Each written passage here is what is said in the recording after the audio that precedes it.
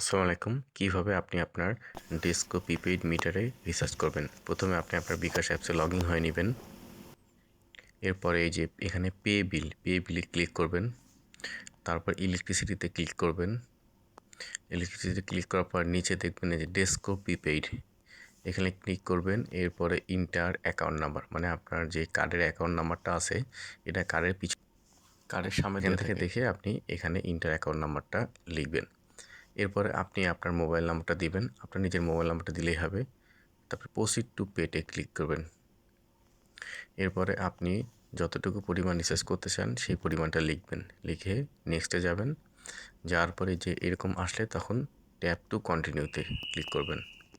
এখন আপনি আপনার বিকাশের অ্যাপসের পিনটা দিবেন, দিয়ে tap and hold to pay বিল দিলে এই যে এখন আপনি দেখছেন আপনার মোবাইলে রিচার্জ হয়ে গেছে, মানে আপনার মিটারে রিচার্জ হয়ে গেছে। খুব সোজা রিচার্জ করা। আমার এই ভিডিওটি দেখে আপনি করতে পারবেন।